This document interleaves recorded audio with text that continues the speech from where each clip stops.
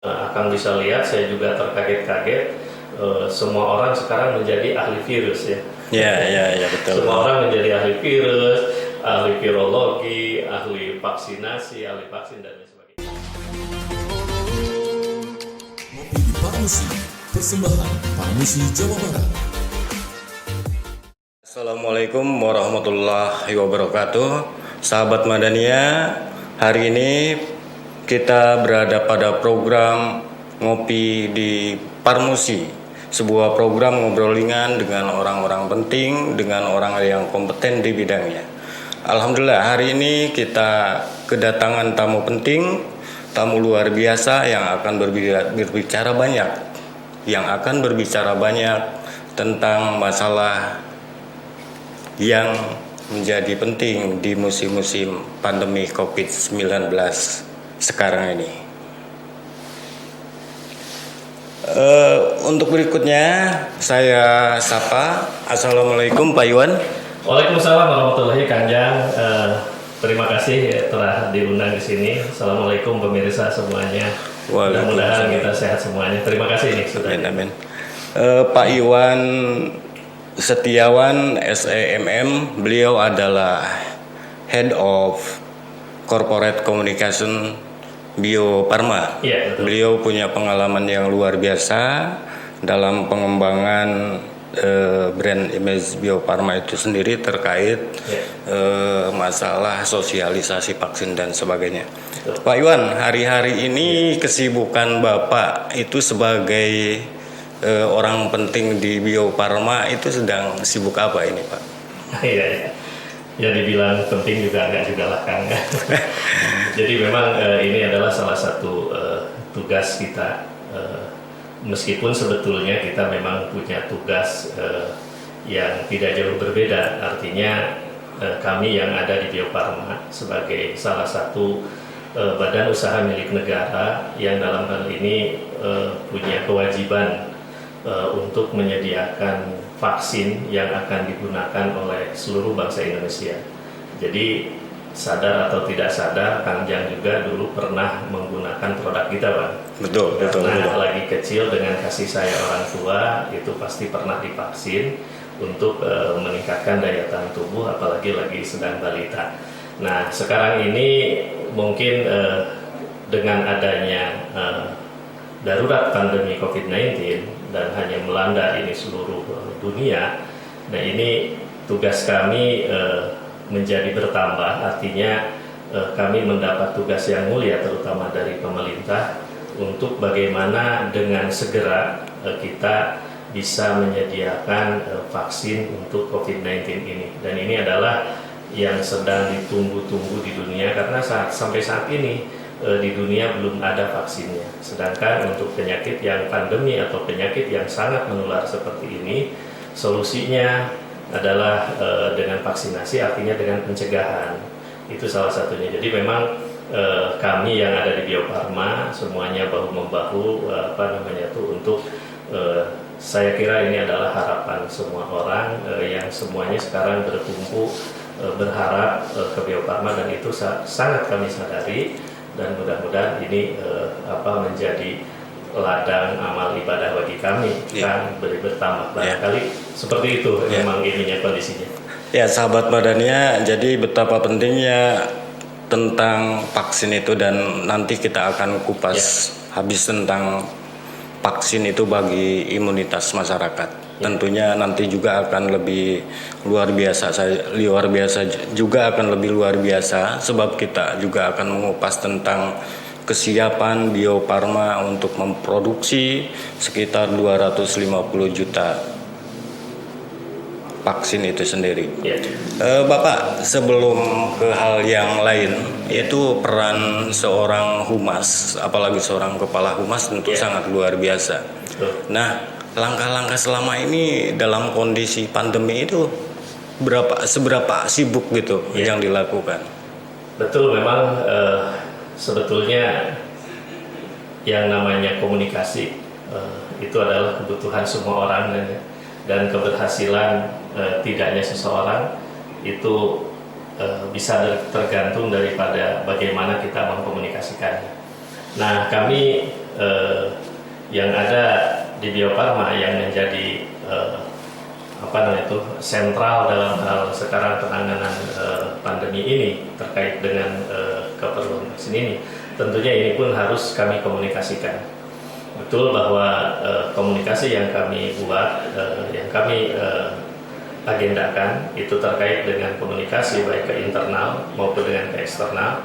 Bagaimana kami menyampaikan harapan atau menyampaikan apa yang sedang atau yang diinginkan oleh dalam hal ini oleh corporate, oleh perusahaan kepada masyarakat, termasuk kepada semua stakeholder yang berhubungan dengan kita, dan kami pun harus menyampaikan ke internal yang ada di Bio Farma bagaimana pendapat, keinginan, harapan dari masyarakat atau dari semua stakeholder yang ada di luar. Jadi memang kami berada di satu posisi yang harus bisa sebagai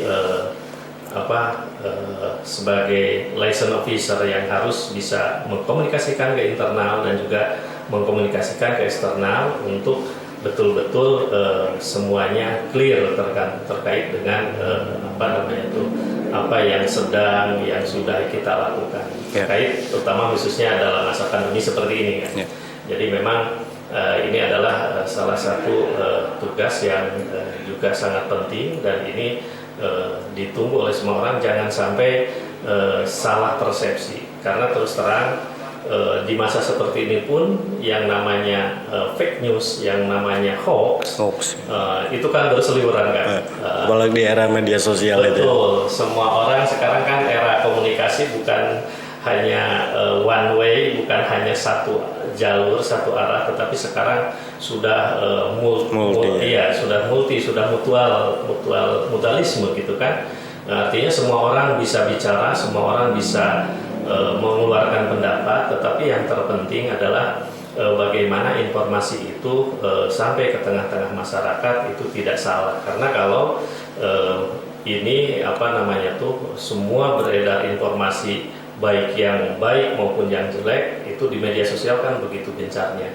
Nah, ini adalah tugas kami, bagaimana kami betul-betul mengkomunikasikan bahwa inilah yang sebenarnya yang harus dipahami oleh masyarakat. Nah, karena yang namanya lagi pandemi ini, akan bisa lihat, saya juga terkaget-kaget, semua orang sekarang menjadi ahli virus ya. Ya, betul. Semua orang menjadi ahli virus, ahli virologi, ahli vaksinasi, ahli vaksin dan lain sebagainya. Itu sesuatu, kalau bagi kami sesuatu yang positif, orang artinya ada aware gitu ya. Nah, tetapi yang harus di tanda petik harus hati-hati, kita harus bisa menyaring, memilih mana yang informasi yang benar dan mana yang salah. Nah, saya mengisi kekosongan ini. Nah, ini Pak Iwan, sebenarnya kan pandemi virus itu kan sudah berulang terjadi dalam sejarah dunia itu.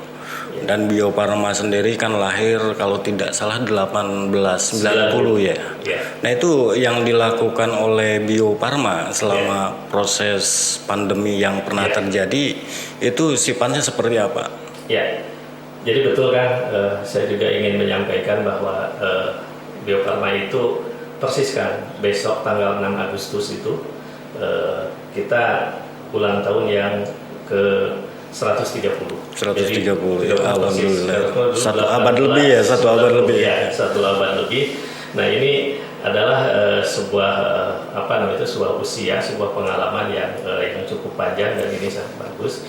Nah, adapun peran kita khususnya Bio Farma, karena Bio Farma sekarang sudah menjadi induk holding farmasi Indonesia, BUMN.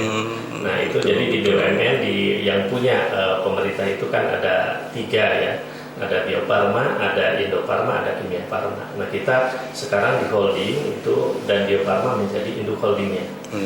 Karena Bio Farma adalah satu-satunya BUMN farmasi yang masih 100% milik pemerintah. Artinya milik negara. Iya, milik rakyat semua Indonesia. Kalau yang lain sudah TBK.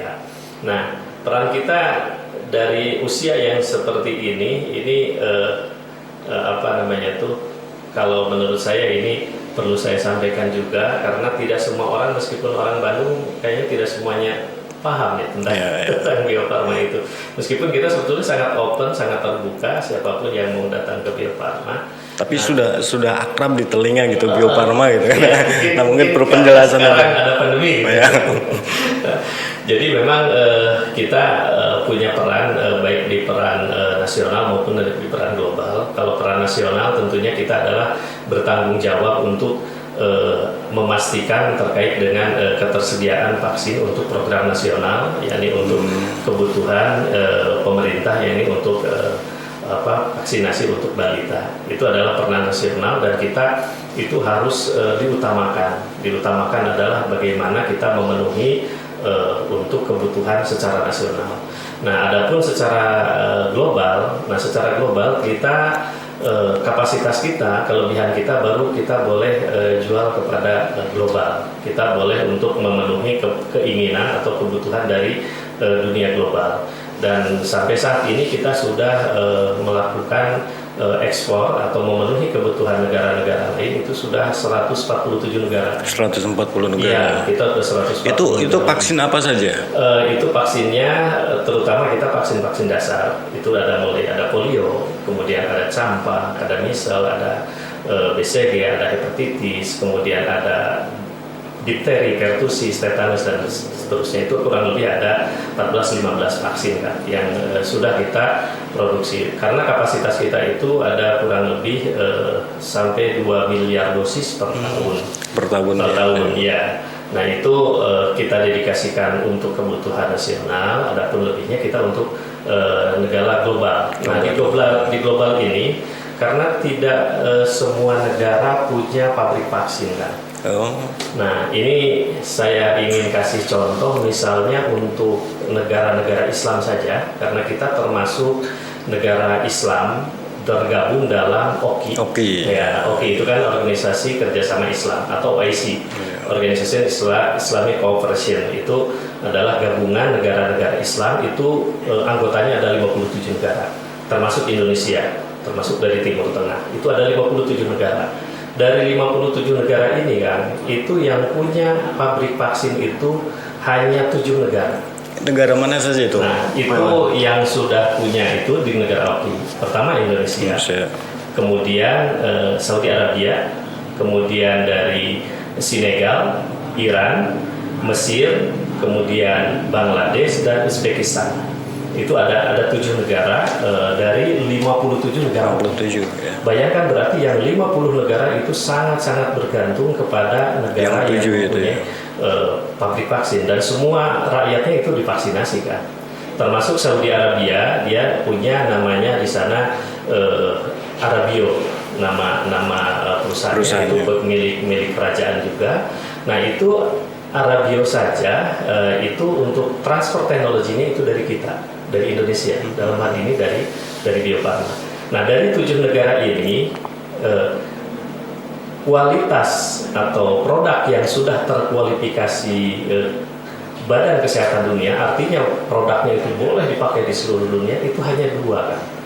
Itu hanya Indonesia dan Senegal. Senegal pun itu produknya itu hanya 1 yang sudah ini, itu hanya yellow fever. Sementara Indonesia dalam hal ini Bio Farma itu udah 14 jenis vaksin yang kita boleh, artinya dari sisi kualitas itu sudah diakui oleh dunia. Artinya kita sudah bisa ekspansi memenuhi kebutuhan dunia. Bahkan kita untuk jenis polio saja, itu untuk jenis polio kita sudah memenuhi kebutuhan 75% kebutuhan dunia. Itu hanya untuk polionya saja. Nah, karena kemampuan Indonesia dalam hal ini Bio Farma oleh negara-negara Islam, kita ditunjuk menjadi namanya itu Center of Excellence. Jadi kita menjadi pusat untuk belajar Center of Excellence dari negara-negara Islam. Jadi di kita di Jalan Pasir itu, di mana di Bio Farma di sana itu ada satu gedung yang kita dedikasikan untuk OIC ini atau untuk OKI. Jadi mereka dari negara-negara Islam belajar ke kita, ke Indonesia, dalam hal ini ke Bio Farma. Nah ini juga tidak banyak dipahami gitu ya oleh, atau tidak banyak yang tidak tahu ya ininya, bahkan bahwa ini di Bandung ada sebuah badan usaha milik negara yang termasuk dalam juga negara-negara oki, dan ini menjadi kebanggaan negara-negara Islam. Iya, betul. Nah, seperti itu Kang, peran kita yang selama ini di samping untuk memenuhi kebutuhan nasional, juga kita terutama juga untuk kemanusiaan, untuk di negara global. Karena memang yang namanya vaksinasi ini terutama untuk balita itu berlaku di semua negara. Contoh sederhana misalnya seperti kalau kiblat kita ke Saudi Arabia, itu boleh akan nanti cek, itu di Saudi Arabia program vaksinasi itu hukumnya tuh wajib ya. Bahkan saya pernah punya ada rekan yang pindah ke sana, ke Saudi Arabia. Itu salah satu syarat untuk masuk ke sekolah itu harus ada anaknya itu apakah sudah divaksin atau tidak. Ada syaratnya. Ada syaratnya, itu diwajibkan seperti itu. Kan seperti yang untuk umroh juga kan meningitis. Ya, itu yang mewajibkan kan bukan dari kita, itu dari Saudi Arabia. Karena mereka tidak mau terpapar kan orang di sana, sehingga yang ke sana sudah betul-betul bebas. Jadi memang kita ranahnya pencegahan kan, bukan pengobatan. Jadi vaksin ini adalah pencegahan, diberikan kepada orang yang sehat, tetapi nanti untuk menimbulkan kekebalan terhadap penyakit yang spesifik yang kita berikan seperti itu. Iya, ya. Betul Pak Iwan, saya ingin menanyakan lebih jauh nih, karena vaksin itu sangat penting bagi imunitas dan kesehatan berikutnya.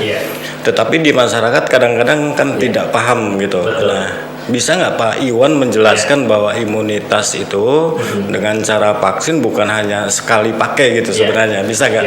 Mohon jelas. Ya, betul.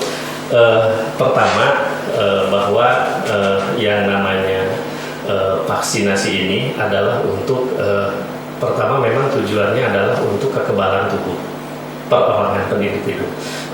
Tetapi juga mohon dipahami juga bahwa tujuan dari atau kegunaan dari vaksinasi itu bukan hanya untuk kekebalan tubuh seseorang, tetapi juga ada yang disebut dengan herd immunity, kekebalan secara komunitas.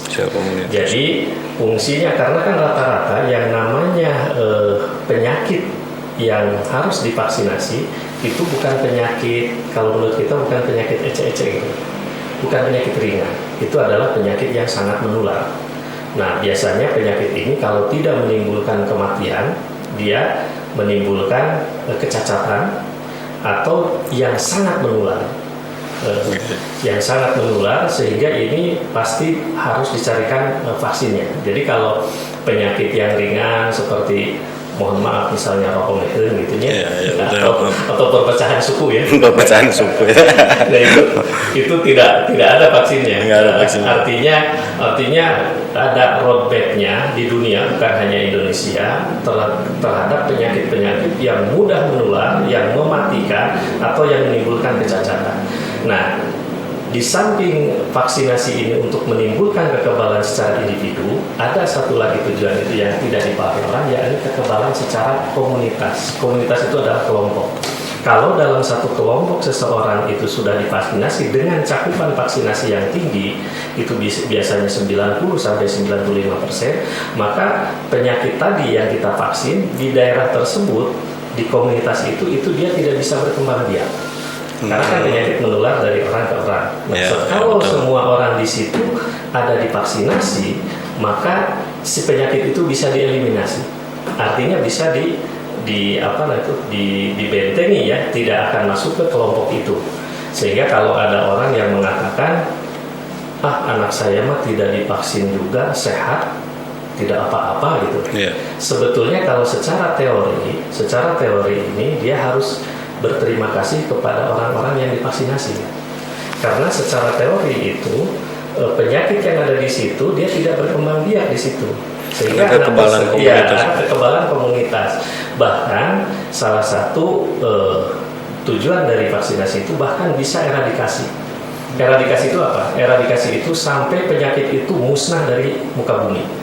Contoh sederhana, mungkin kalau usia-usia yang dulu ya, tahun 77 ke sana, itu ada yang namanya penyakit cacar api.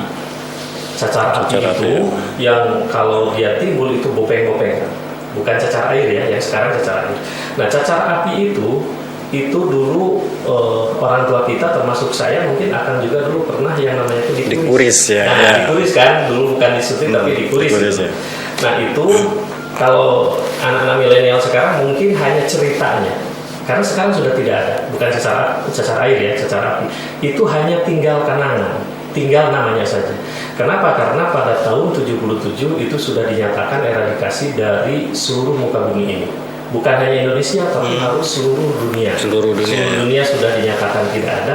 Itu salah satunya adalah manfaat dari vaksinasi, sehingga penyakit itu tidak bisa berkembang biak lagi sehingga sampai eradikasi.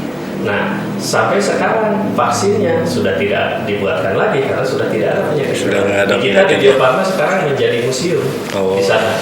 Nah, itu salah satu yang mungkin masyarakat juga pahami, bukan hanya untuk kepentingan pribadinya, tetapi kalau saya lebih melihat juga vaksinasi itu adalah amal soleh kita untuk lingkungan, sehingga kita bisa mengeliminasi satu penyakit sehingga itu orang tidak akan penyakit itu menyebar di daerah itu. Oke, Seperti itu. Pak Iwan, Ya. untuk sementara pada segmen 1 Ya. pada segmen 1 itu sebatas itu. Ya. Insya Allah sahabat Madania, kita akan berbicara banyak pada segmen berikutnya. Untuk segmen pertama jangan lupa like, share, and comment. Ngopi di Parmusi, persembahan Parmusi Jawa Barat.